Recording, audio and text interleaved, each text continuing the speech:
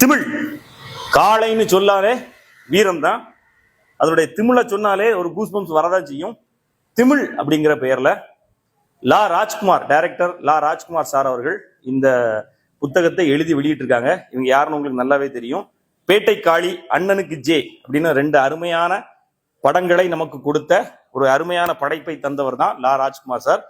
அவங்க எழுதி வெளியிட்ட இந்த படைப்பை நான் வாங்கி படிச்சப்போ எனக்கு தெரிஞ்சது என்ன அப்படின்னா, இந்த காளை இனங்கள் நம்ம தமிழ் மண்ணுக்கே உரித்தானவை. இது தமிழர்களுடைய அடையாளம். ஏன் அடையாளம் அப்படின்னா, தமிழர்கள் எப்படி இருந்திருப்பான் அப்படின்னு கற்பனை பண்ணி பார்க்கறதுக்கு இந்த ஒரு அடையாளம் மட்டும்தான் இன்னும் மாறாம இருக்குது.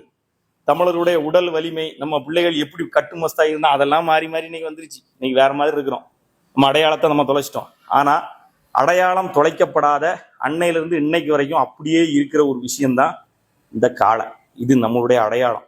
இதை பார்க்கும்போது இதை கட்டி ஆண்டவன் எப்படி இருந்திருப்பான் அப்படிங்கிறத யோசிக்க தோணுது.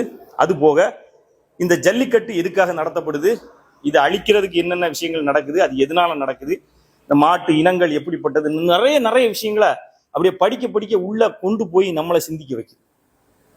செல்லுல எதெல்லாமோ நோண்டிக்கிட்டு இருக்கிறதுக்கும் தேவையில்லாம நேரத்தை போக்குறதுக்கும் எவ்வளையோ டைம் ஸ்பெண்ட் பண்ற நாம புத்தகம் படிக்கிறதுக்கு கண்டிப்பா ஒரு அரை மணி நேரமாவது வாழ்க்கையில ஒதுக்கணும்னா நம்ம வாழ்வு நல்லா இருக்கும். திமிழ் அப்படிங்கிற இந்த அருமையான படைப்பு, இது ப்ரொமோஷன் இல்லை, இவருடைய படத்துல நான் நடிச்சிருக்கிறேன். இவர் ஒரு புத்தகத்தை வெளியிட்டோம்னா நானே மெனக்கட்டு வாங்கி படித்தேன்.